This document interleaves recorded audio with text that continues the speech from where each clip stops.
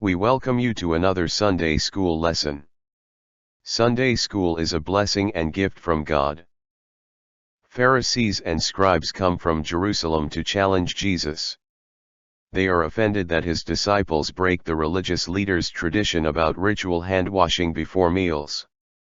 Jesus turns that attack upside down, pointing out that his critics honor tradition above God's actual commands. He insists that nobody is defiled by what goes in the mouth, by the literal matter itself, but by the overflow of the Spirit, such as the words that come out of the mouth. He and the disciples travel out of the country. Matthew 15:21-28 describes an encounter between Jesus and a Gentile woman. She knows Jesus is the Messiah and tells him her daughter is severely oppressed by a demon. Our first verse says, "Leaving that place, Jesus withdrew to the region of Tyre and Sidon."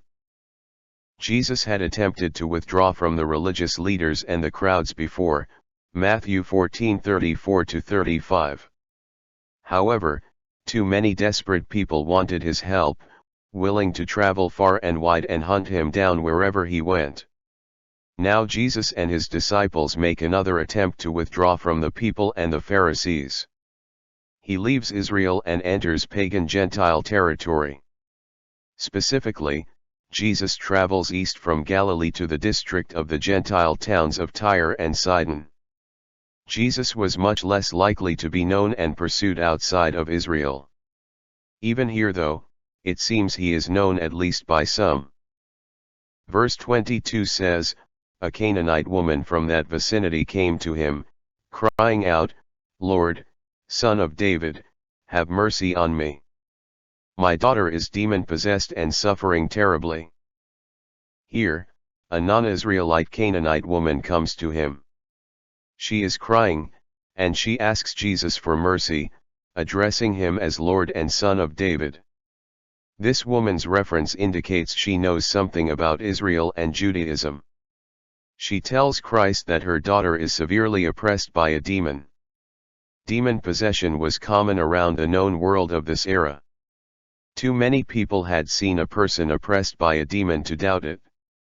Various symptoms of demon oppression witnessed in the New Testament include drastic personality change, refusal to wear clothes, supernatural strength, violent actions, illness, being mute or deaf, and intentional self-harm. Verse 23 says, Jesus did not answer a word. So his disciples came to him and urged him, "Send her away, for she keeps crying out after us." The Canaanite woman calls Jesus the Son of David, suggesting she knows him to be the Messiah of Israel. She wants Jesus to free her daughter from the demon. At first, Jesus remains silent. In fact, he seems to ignore the woman completely, the exact opposite of his normal response to such requests. The woman will not take his silence for an answer, however, and continues to cry loudly. The disciples eventually lose patience and ask Jesus to send the loud woman away. It's unclear if the disciples wanted Jesus to send her away without helping her. More likely, they wanted the master to heal the woman's child, so she'd go away and leave them alone. Verse 24 says, "He answered, I was sent only to the lost sheep of Israel." All nations of earth would be blessed through Israel, in the person of Jesus, as the Son of God gave his life as the sacrifice for the sins of humanity. For that to happen, however, Jesus needs to accomplish certain things within the people of Israel. So for now, Jesus has come to serve and heal God's chosen people as the promised Messiah. Only after his own people officially reject him will the offer be made for all to come into the family of God through faith in Christ, John 1:11-12. This is the same reason given here for refusing to cast the demon from the daughter of this Canaanite woman, begging him for help. He has not been sent by his Father to heal the Gentiles, yet. Verse 25 says, "The woman came and knelt before him. 'Lord, help me,' she said." A non-Israelite woman has begged Jesus to heal her daughter. She has heard his initial refusal, but she refuses to leave. In fact, she pesters to the point the disciples lose patience and ask Jesus to deal with her. All the same, the woman once again kneels and begs Christ for help. This woman has something in common with two women who asked for help from prophets in the Old Testament. The Sidonian woman and the Shunammite woman would not take a no answer from Elijah, 1 Kings 17:18-19, and Elisha, 2 Kings 4:28, respectively. God honored their perseverance and their faith. Jesus will do the same. His initial delay is for a purpose, Matthew 15:28. Verse 26 says, "He replied, 'It is not right to take the children's bread and toss it to the dogs.'" Jewish people sometimes call Gentiles dogs, to show their disrespect for them. However, the word Jesus uses is not as harsh as it sounds because the Greek term he uses literally means little dog. In the context of children and food, this seems to be a reference to a pet. This would have been a more common use of dogs in a Gentile region. There's no question that Jesus' symbolism here depicts Israelites as God's children and this woman or her child, as a little dog, not even as a person. However, Jesus is not trying to be hurtful. He is comparing the nature of God's relationship with his chosen people Israel to those in the rest of the world, who practice pagan idolatry. He says this to determine the woman's humility and faith.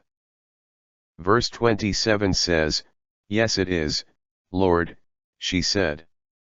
"Even the dogs eat the crumbs that fall from their master's table." According to Jesus, for him to heal her daughter would be as inappropriate as taking food from a child to give to a pet dog. Rather than being offended, the woman seems to clearly grasp the analogy. The children are God's chosen people Israel. The bread is Jesus' ability to heal and cast out demons. The dogs are the pagan Gentiles. That food has a primary purpose, and a primary recipient, there's an obligation to use it correctly. And yet, she is not deterred. Her response doesn't at all challenge Jesus' position. Rather, she echoes a sentiment Christ used earlier. She quickly answers the Lord that even dogs can eat the crumbs that fall from the Master's table.